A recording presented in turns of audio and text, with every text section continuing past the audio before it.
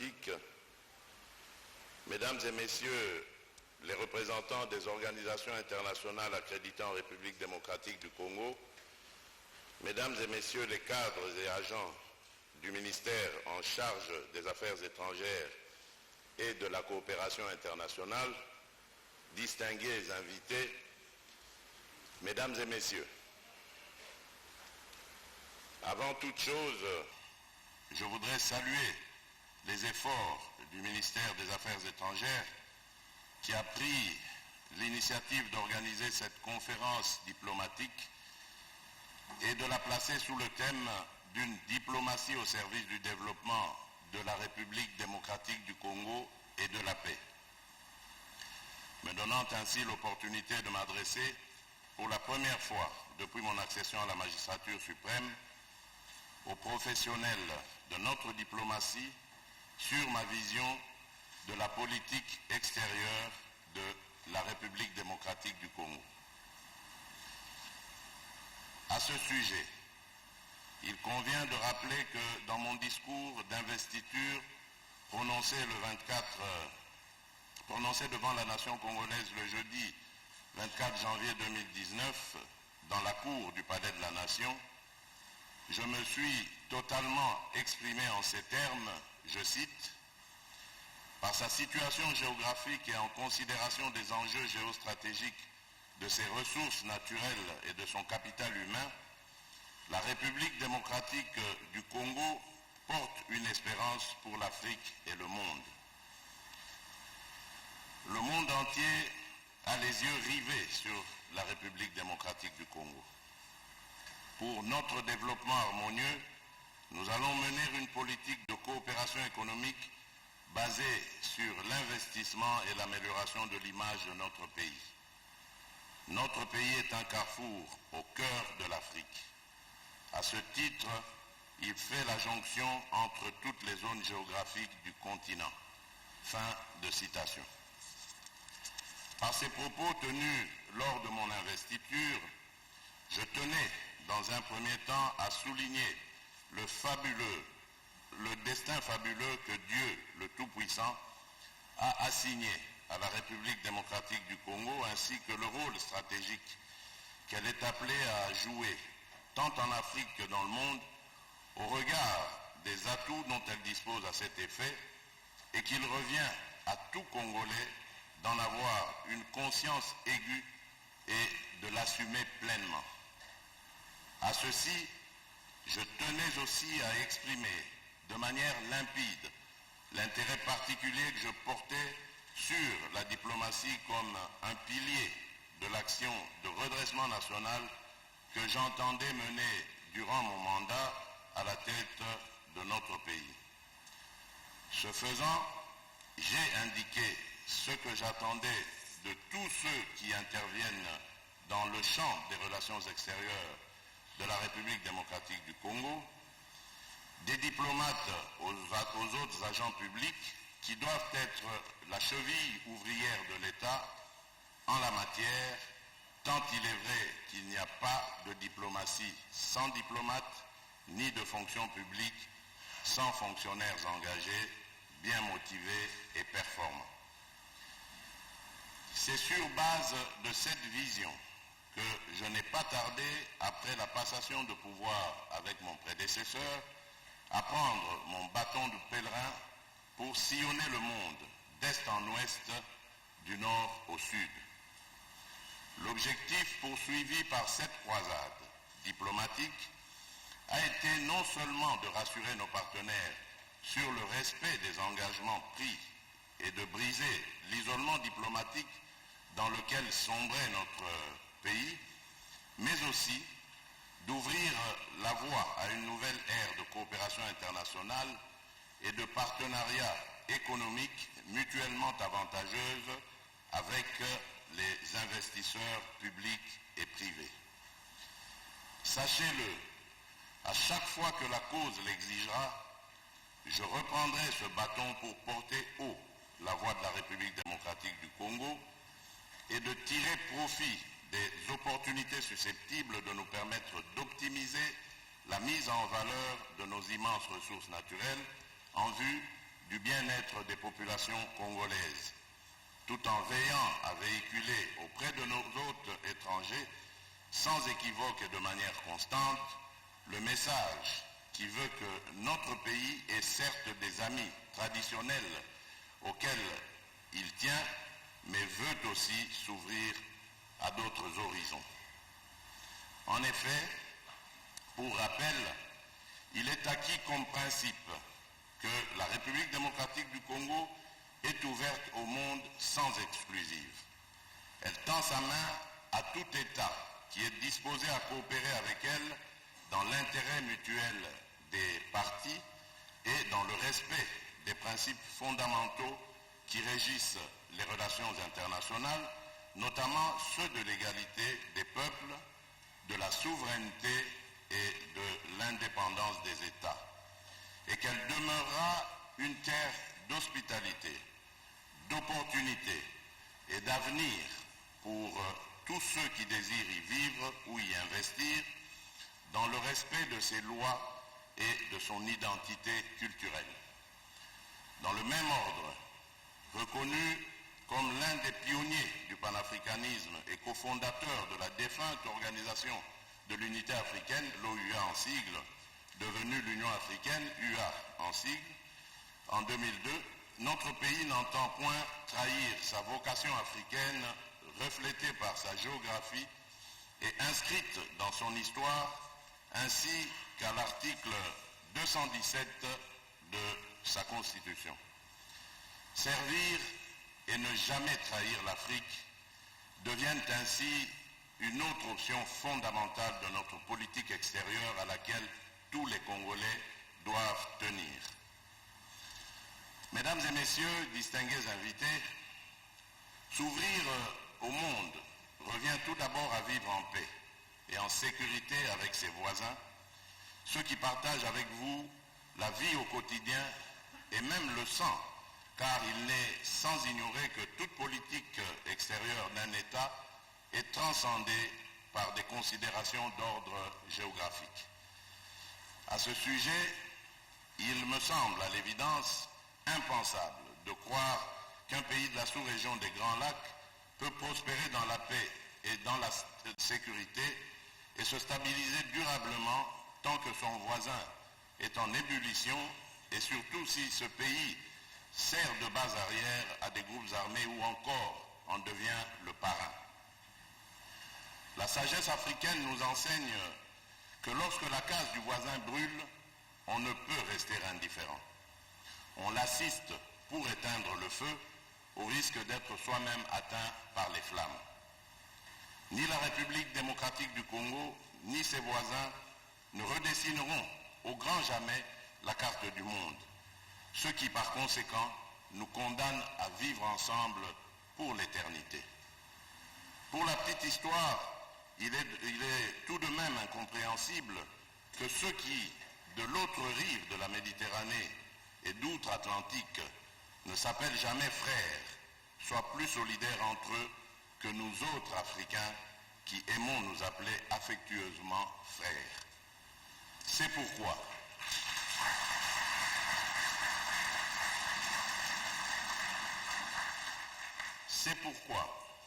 je suis profondément convaincu qu'il est un devoir sacré de chaque État de notre sous-région d'éviter tout acte générateur de tensions et de conflits avec les autres ou, à tout le moins, d'en minimiser le risque. En tout cas, il est irréaliste et improductif, voire suicidaire pour un pays de notre sous-région, de penser qu'il tirerait toujours des dividendes en entretenant des conflits ou des tensions avec ses voisins.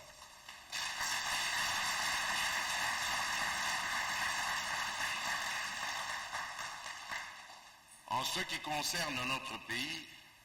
je m'emploie sans naïveté ni faiblesse et avec beaucoup de lucidité depuis mon arrivée à la tête de cette République à restaurer la confiance dans les relations avec nos voisins ainsi qu'à développer la coopération multisectorielle, une coopération multisectorielle bénéfique à nos peuples respectifs, par la conclusion d'accords bilatéraux et multilatéraux, la réalisation de projets d'intérêt commun et les concertations régulières entre nos gouvernements. C'est dans cette optique que nous sommes actuellement en négociation pour intégrer la communauté de l'Afrique de l'Est, dont la majorité des membres sont frontaliers à notre pays et entretiennent d'intenses échanges commerciaux avec nous. Servir et ne jamais trahir l'Afrique deviennent ainsi une autre option fondamentale de notre politique extérieure à laquelle tous les Congolais doivent tenir. C'est également dans cette suite qu'il convient notamment de situer les opérations militaires ciblées et concertées que mènent conjointement depuis le 30 novembre dernier les forces armées de la République démocratique du Congo, les FARDC en sigle, et les forces de défense du peuple ougandais, UPDF en sigle, afin de neutraliser les groupes armés et terroristes qui ravagent le nord-est de notre pays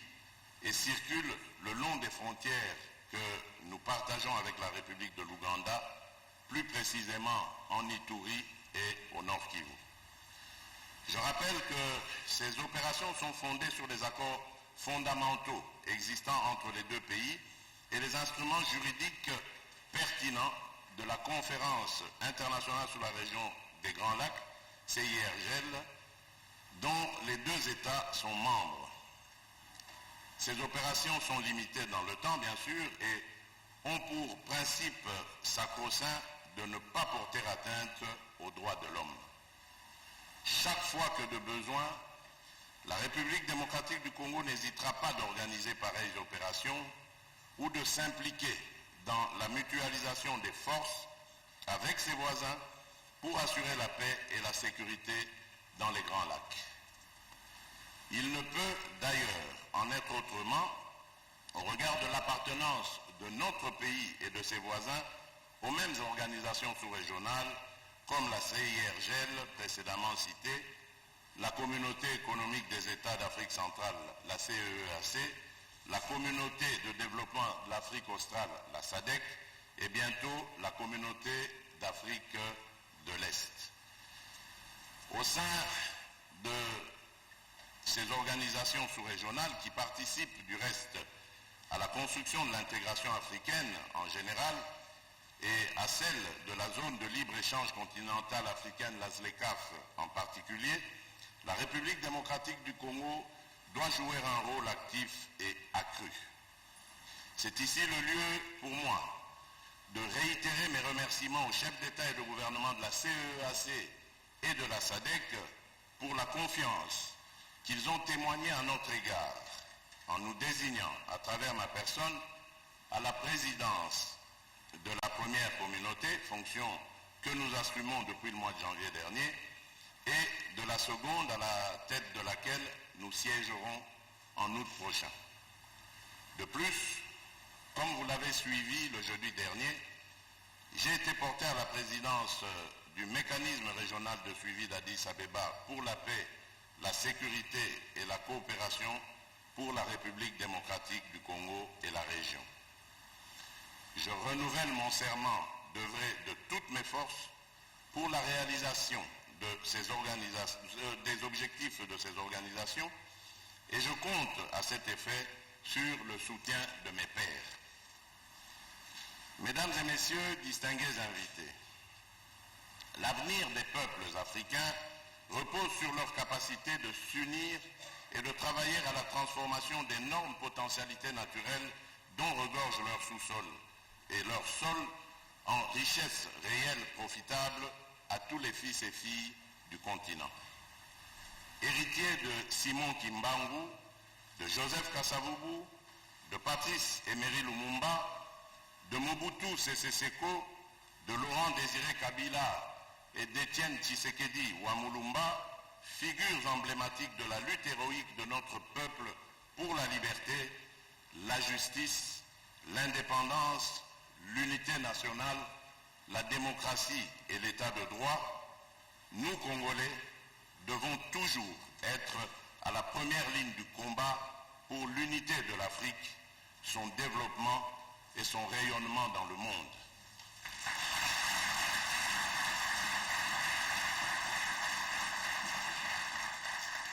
Voilà pourquoi je ne cesse d'exprimer ma gratitude aux chefs d'État et de gouvernement de l'Union africaine qui nous ont donné l'occasion de servir l'Afrique au niveau le plus élevé de responsabilité continentale. Ils m'ont intégré chaleureusement dans la grande famille de leaders de l'Afrique et m'ont fait l'honneur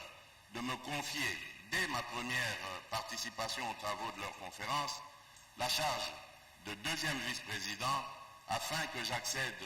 2 ans plus tard à la prestigieuse fonction de président en exercice de l'Union africaine. À la fin de ce mandat, ils m'ont à nouveau honoré au cours de leur 35e sommet tenu à Addis Abeba du 6 au 7 février en cours, en me proclamant champion de la lutte contre les violences faites à la femme.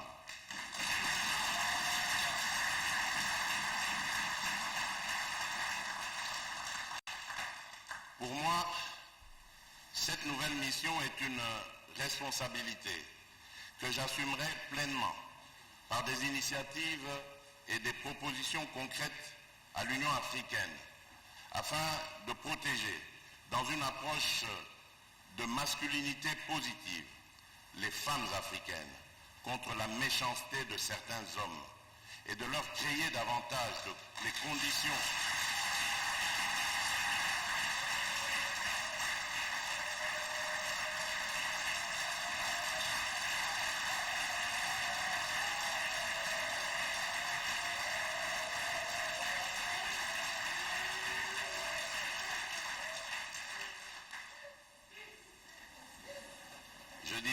pour moi, cette nouvelle mission est une responsabilité que j'assumerai pleinement par des initiatives et des propositions concrètes à l'Union africaine afin de protéger, dans une approche de masculinité positive, les femmes africaines contre la méchanceté de certains hommes et de leur créer davantage les conditions de leur épanouissement intégral. Tout au long de mon mandat à l'Union africaine, j'ai pris la mesure exacte de nombreux défis que l'Afrique doit relever pour améliorer les conditions de vie de ses populations et se hisser à cette place lui naturellement dévouée dans la cour des décideurs de notre planète. Le moins que je puisse dire est que le chemin à parcourir est encore long et l'effort à fournir grand dans ce monde impitoyable où les plus forts cherchent toujours à écraser les plus faibles. Cependant, fort de la détermination des Africains à relever ces défis et des importants atouts dont l'Afrique dispose, je demeure optimiste quant à l'avenir. Du reste, malgré la contraction de l'activité économique en 2020, en raison de la pandémie de Covid-19, la croissance économique en Afrique s'est globalement maintenue à plus de 3%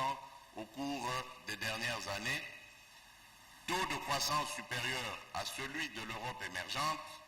et certains pays africains ont réalisé des progrès incontestables en matière de développement humain en dépit de cette conjoncture économique de crise.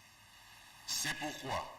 j'engage l'ensemble de notre peuple et le gouvernement de la République à prendre une part active dans la mise en œuvre de l'agenda 2063 de l'Union africaine pour le développement de l'Afrique, plus spécialement de son plan décennal contenant les projets phares pour la première décennie jusqu'à 2030, parmi lesquels celui du grand barrage hydroélectrique d'Inga. C'est dans ce sens que je considère que porter le Congo au rendez-vous économique historique de la ZLECAf demeure un challenge national que nous nous devons de surmonter au regard du défi majeur et du test de gouvernance pour les leaders et les élites africaines qu'il représente. Mesdames et messieurs, distingués invités, sur le plan international, quelles que soient ses faiblesses,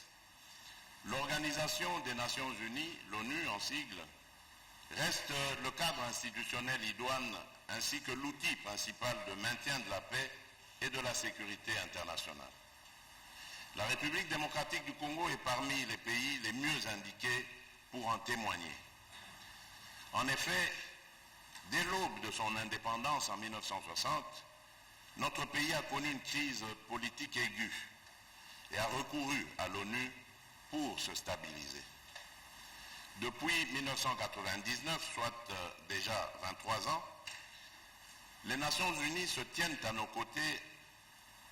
pour nous aider à juguler les crises politico-militaires récurrentes qui perturbent gravement la vie de la nation et le fonctionnement des institutions de la République, annihilant ainsi tout effort de développement pour notre pays. Les Congolais apprécient le travail accompli par les Nations Unies au Congo, à travers d'abord la mission de l'Organisation des Nations Unies au Congo, la MONUC,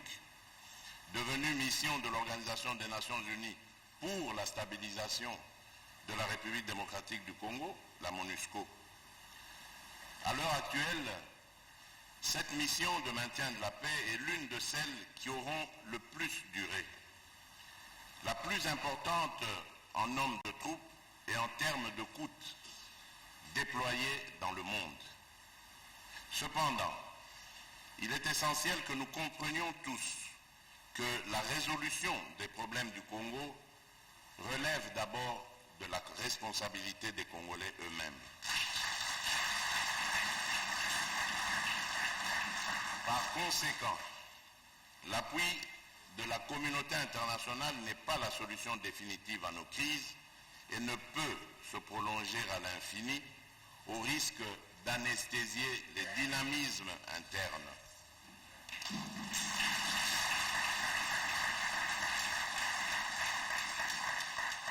Nous devons nous prendre en charge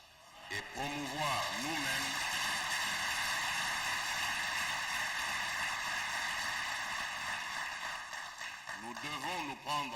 disais-je, et promouvoir nous-mêmes des perspectives de paix et de stabilité institutionnelle durable. C'est pourquoi, toutes choses restant égales par ailleurs, la mise en œuvre effective du plan de transition pour le retrait échelonné, responsable et durable de la MONUSCO de notre pays, élaboré par le comité conjoint RDC-MONUSCO, en application de la résolution 2556/2020 du Conseil de sécurité de l'ONU, est une exigence de responsabilité à laquelle j'attache une importance particulière. Je demande au gouvernement de la République de s'y atteler pour qu'à l'échéance de 2024 convenue, l'État congolais assume pleinement la responsabilité de ses charges régaliennes.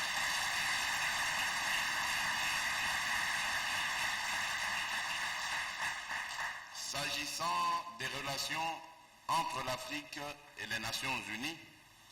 notre République continuera à lutter aux côtés des autres États du continent pour l'aboutissement de la position commune africaine contenue dans le consensus des Zuluini et la déclaration de Sirte,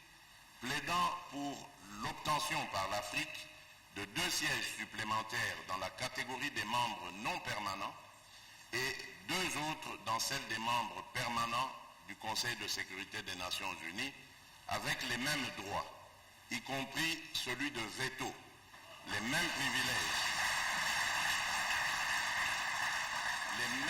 privilèges et obligations que ceux des membres permanents actuels. Toujours sur le registre de la vie internationale, les enjeux majeurs sont à ce jour la lutte contre l'insécurité et le terrorisme, la pandémie de Covid-19, la relance des économies désarticulées par cette pandémie, dont celle des pays africains, et la lutte contre le dérèglement climatique. S'agissant du terrorisme, j'appelle la communauté internationale à ne pas minimiser ce qui se passe dans la région des Grands Lacs, particulièrement à l'est de notre pays, au risque de laisser le temps aux terroristes de s'organiser et d'élargir leur base et créer des sortes de métastases susceptibles de faire dégénérer le cancer du terrorisme en une menace réelle pour la paix et la sécurité internationale en Afrique. Quant à la lutte contre la Covid-19 et la relance des économies africaines affectées, les solutions restent de favoriser le développement des capacités de production des vaccins en Afrique, d'une part, et d'autre part, d'accroître les ressources financières mises à la disposition des pays touchés. En ce qui concerne la protection de l'environnement et la lutte contre le dérèglement climatique, la solution réside dans le respect et l'application effective des engagements pris par les uns et les autres à travers des nombreux instruments juridiques adoptés lors des différentes rencontres internationales. En substance, il s'agit de diminuer l'émission de gaz à effet de serre de 7,6% par an, comme prévu à l'accord de Paris, afin de limiter le réchauffement climatique mondial à 1,5 degré Celsius. Prendre en charge le coût des dégâts causés par les activités industrielles polluantes selon le principe pollueur-payeur. Promouvoir les énergies vertes. Faciliter l'accès aux divers instruments financiers aux pays victimes les plus démunis. Trouver de justes compensations aux efforts déployés par les pays africains pour la conservation de la biodiversité aux fins de la survie de l'humanité. Face aux fléaux énumérés ci-dessus, notre approche repose sur le multilatéralisme et la solidarité entre les peuples afin de mutualiser les ressources et de trouver des solutions globales et équitables impliquant les 5 continents. Deuxième poumon vert de la planète et solution contre le réchauffement climatique grâce à sa biodiversité très riche et variée, la République démocratique du Congo n'aura de cesse d'exiger l'équité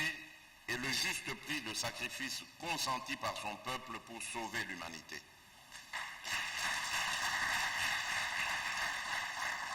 Elle suggère à cet égard à l'Union africaine d'instituer un pôle d'intelligence écologique afin d'accompagner les pays qui le désirent dans la quête de cette équité et le montage des projets éligibles aux différents fonds verts. Il importe en plus que les pays africains harmonisent leurs intérêts et les défendent d'une seule voix comme un groupe organisé plutôt que d'y aller en ordre dispersé. J'engage donc tous les Congolais et les institutions compétentes de notre pays dans ce combat pour le recouvrement de nos droits légitimes dans ce domaine. Notre peuple qui a longtemps lutté pour la démocratie, la justice et les droits de l'homme ne peut rester indifférent, quel qu'ait été le domaine, aux violations de ces valeurs universelles qui ont fait la grandeur et la prospérité des nations à travers le monde. Je l'appelle à demeurer toujours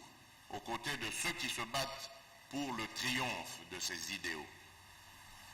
Honorable président de l'Assemblée nationale ici représenté, honorable président du Sénat ici représenté, monsieur le Premier ministre, messieurs les chefs des corps constitués de la République, mesdames et messieurs les membres du gouvernement, messieurs les présidents des institutions d'appui à la démocratie, mesdames et messieurs les chefs de mission diplomatiques, mesdames et messieurs les représentants des organisations internationales accréditées en République démocratique du Congo, mesdames et messieurs les agents du ministère en charge des Affaires étrangères et de la coopération internationale, distingués invités, mesdames et messieurs, je viens d'exposer dans ces grandes lignes ma vision de la politique extérieure de la République démocratique du Congo et les options fondamentales qui la sous-tendent. Je demande à chaque acteur de la diplomatie congolaise de s'en imprégner et de traduire les options fondamentales ci-dessus dans l'exercice de ses fonctions. Le bilan de l'action diplomatique que j'ai menée de pair avec le gouvernement depuis mon accession à la magistrature suprême a déjà été présenté lors de mon discours sur l'état de la nation en décembre 2021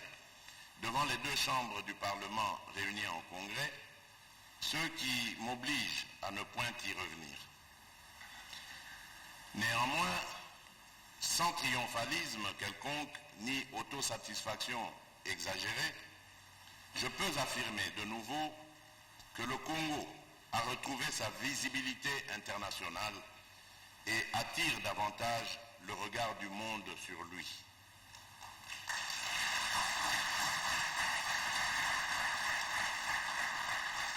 Nous sommes en train de nous délester du lourd fardeau dont nous avons hérité et de construire une nouvelle image de nous-mêmes. C'est dans la droite ligne de cette image renouvelée que notre gouvernement a, au gré de mes différents périples et contacts diplomatiques, signé plusieurs accords de coopération et conclu des partenariats prometteurs avec des investisseurs publics et privés. L'heure a sonné pour que toutes les opportunités générées par ces instruments juridiques soient exploitées dans l'intérêt de notre peuple. Je demande avec insistance au Premier ministre, aux vice-ministres, ministres d'État, ministres délégués et vice-ministres, ainsi qu'à toutes les administrations des ministères sectoriels concernés, de se mettre à pied d'œuvre afin que nos compatriotes palpent du doigt les dividendes des accords et partenariats conclus notamment avec un bon nombre de pays amis. En outre, je m'en voudrais si je terminais cette adresse sans aborder les dossiers importants s'intéressant notamment à la condition des Congolais de la diaspora et des conditions de travail des diplomates, cadres et agents qui animent notre pays, notre politique extérieure. S'agissant de la diaspora, il convient de rappeler qu'il s'agit de Congolais comme nous, jouissant des mêmes droits et soumis eux-mêmes aux mêmes obligations, indépendamment du lieu où ils se trouvent. Ce postulat, mieux cette évidence, constitue le fondement du régime applicable à la diaspora. Comme je l'ai affirmé dans mon discours d'investiture, notre meilleur ambassadeur à l'étranger est la diaspora dynamique, car elle est dotée de compétences, de ressources et d'expériences diverses. Je me demande pourquoi la diaspora congolaise ne peut-elle pas devenir l'un des acteurs clés du développement de la République démocratique du Congo, à l'instar de celle des autres pays africains. Pour ce faire, elle doit être citoyenne, laborieuse et pénétrer les réalités du Congo comme leurs compatriotes restés au pays. J'instruis le vice-premier ministre, ministre des Affaires étrangères, de proposer au gouvernement des mesures appropriées et d'entreprendre des actions efficaces afin que, d'une part, les Congolais de la diaspora soient impliqués et s'impliquent positivement dans l'effort national de développement et, d'autre part, leur protection soit assurée dans les pays d'accueil. En contrepartie, je demande à tous les Congolais de la diaspora d'adopter des comportements dignes qui sauvegardent leur honneur et l'image de notre pays à l'étranger.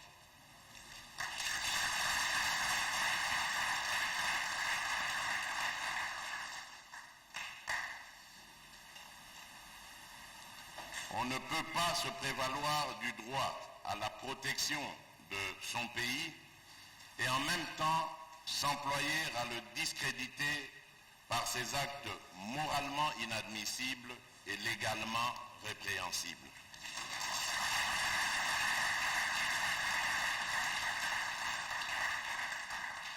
Quant aux conditions de travail du personnel diplomatique ou administratif du ministère des Affaires étrangères, le gouvernement a déjà adopté la feuille de route pour le redressement progressif de l'administration de ce ministère.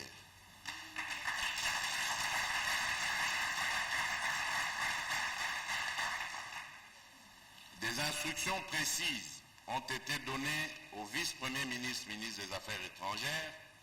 au ministre d'État, ministre du Budget, et au ministre des Finances pour mettre en exécution cette feuille de route concernant spécialement les contentieux financiers des ambassades et consulats, leurs patrimoines immobiliers, charrois automobiles et équipements de bureaux, ainsi que l'assainissement et la réorganisation des services.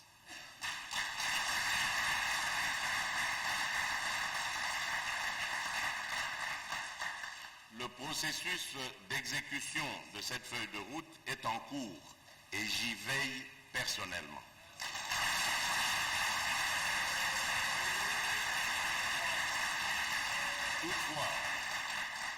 Toutefois, comme pour la diaspora dans son ensemble, j'attire l'attention de tous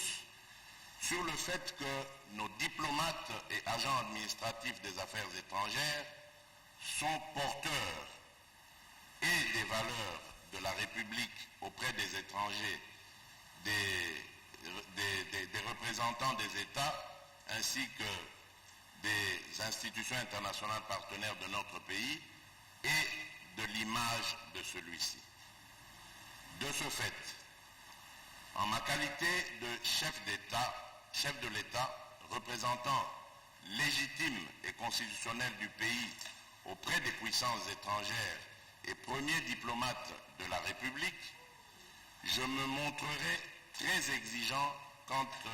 au rendement et à la moralité que vous autres, compatriotes investis de ce pouvoir de représentant, afficherez.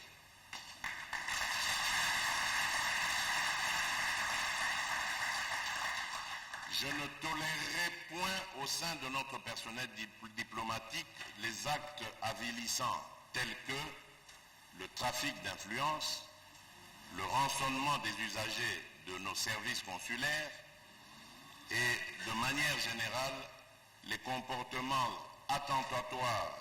à l'éthique professionnelle du diplomate et de l'agent public. Je vous demande de saisir cette opportunité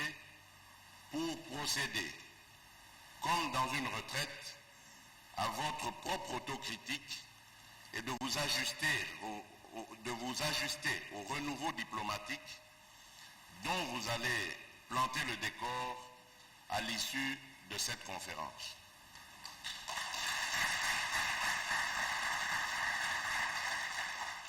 À vous, mesdames et messieurs, chers diplomates,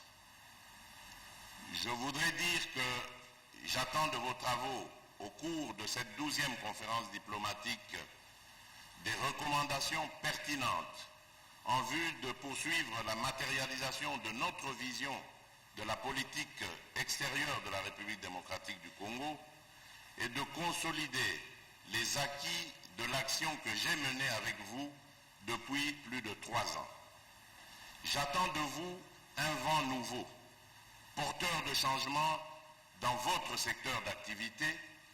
et je suis prêt à vous accompagner ainsi qu'à vous encourager dans cette direction qui est la voie à prendre par tous les gestionnaires publics sous mon mandat à la tête de cet État. Sur ce, je déclare ouverte la 12e conférence diplomatique. Que Dieu bénisse la République démocratique du Congo. Je vous remercie.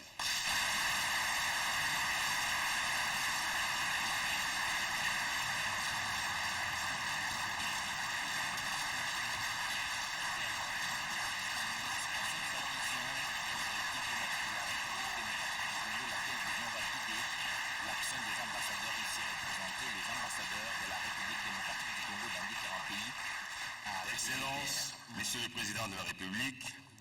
cette cérémonie d'ouverture est à présent terminée.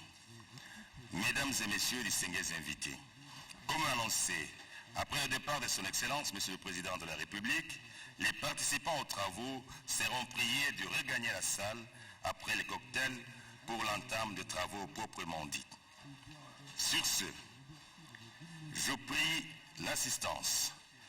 à bien vouloir se lever pour saluer le départ de Son Excellence, Monsieur le Président de la République. Je vous remercie. Justement dans le secrétariat technique pour la réalisation de ces travaux. Oui, Edichala, comme tu l'as si bien dit, cette grande conférence, la 12e du genre, qui se passe 12 ans aussi après, marquera l'histoire de la diplomatie congolaise. C'est vrai qu'il y a beaucoup d'objectifs à atteindre pendant les travaux. Il y a des évaluations pertinentes qui seront faites au cours de ces travaux. Les participants auront également à définir des axes principaux de la réforme du ministère des Affaires étrangères et les moyens pour améliorer le rendement des agents. Parce que le ministère des Affaires étrangères, comme tout le monde le sait,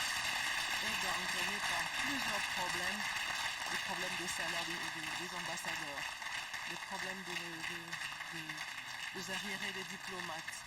les problèmes du bâtiment, les problèmes. Le chef de l'État l'a dit tout à l'heure dans son discours.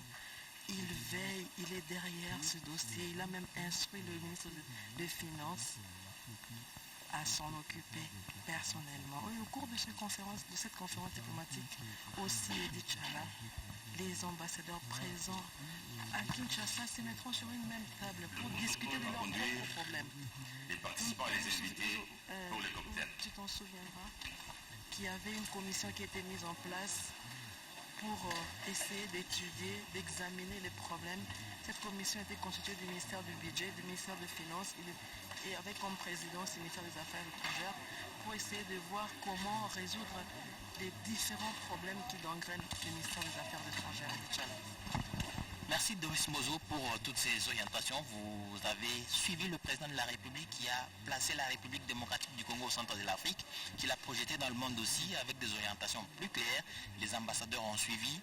Ils ont à présent la responsabilité, quand ils seront ensemble, de matérialiser toute cette vision,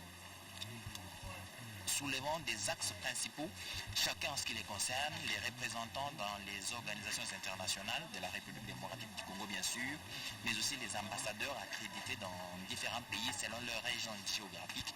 vont agir pour faire rayonner l'image de la République démocratique du Congo. Mais le président en a profité aussi pour appeler à la responsabilité de la diaspora congolaise qui doit travailler au rayonnement de la République démocratique du Congo et participer aux efforts de développement de la RDC. Nadine Kabobi. ndenge uti koloba Edith Chala wana tata mokambi ekolo Félix Antoine Tshisekedi auteki bongo kopesa nzela po te masolo to pe likitali yeli koka kofungwama kasi ye wana atiki salle ya Salon Rouge azongi ya solo na kati ya maloba na ye to pe discours auti kopesa awa andimi na mobimba penza ke akotambola elongo na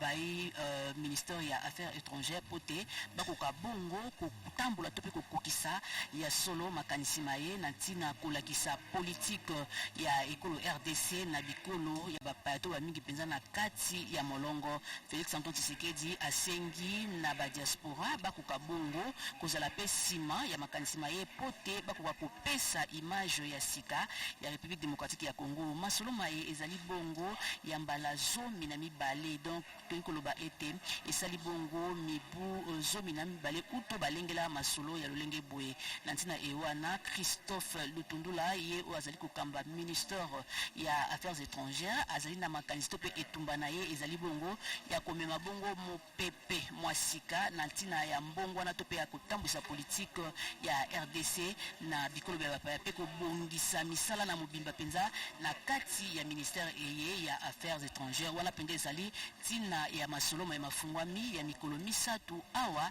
na kati ya ministère ya Affaires étrangères. Nadine Kabobi, Balonji Batono Chajitunga, Ngelemesh Boissé, Fumajitunda Kongo Mwalata, Félix Antoine Sketchulombo, Nyao, Fumako, Junzulula, Kalasa Kanuku, Kahamat Kwasatu, Konsulula, Muchabambalucha Myanda, Ya Chalebeni, Kadiku, Makume Masumuka, Makula, Kulifumajitunga, Walaji Boissé, Kacha Wamata, Jukombo, Jajulombo Jitunga Kongo, Mwalata, Nibuno Boissé, Mweza, Ngendu, Mile, Munda, Mamatunga, Bulobo Bujima. Ngendo ikavuye chana nasha mivambo kumona mokunzulula njila ni jumvanga na bunyana ni matunga menyi bolbose kuvukwenza chitanchi jitunga kongwa mulata divujumu ekabwase mbajiteka fakaseka kadidi ngajenda didinja se tunga kongwa mulata dimwana mokuya kumpala kutanta munyana mkalitangela bupole entuni kuno mulenga mubitwa byonso kibalukai walombi milopo ya jitunga kongwa mulata dimekali leja mpala waje tujitunga mumatunga menyi mbokudi filamu kwa chiluwa mudumu mukepa chilaka kutemba nukuru mpala wajitonja kongwa mwalata kuliko abisika kabiji walombi kudi bana bajitonja kongwa mwalata basomba munda wa matonga menyi na bikila bwase ba diaspora mbokumwana mokuleja mpala mwaka na wajitonja kongwa mwalata kamene byakane kuye mu matonga babenda ni kumwana moyekukula myanda miko abjika emikala mikumbana na nasha ni kwa kula bubi wajitonga je banasha byakane kumwa kutemba mpala wajitonga kongwa mwalata ni fumo jitonga Kongo Félix Antoine Sketchulombo wajati kubase ni kwata mudumvangana chibambelo cha myanda chalebenye anukipa chana kase mujumu amono makonde byaka ne ninga kaje byaka ne chibambelo cha myanda chalebenye editor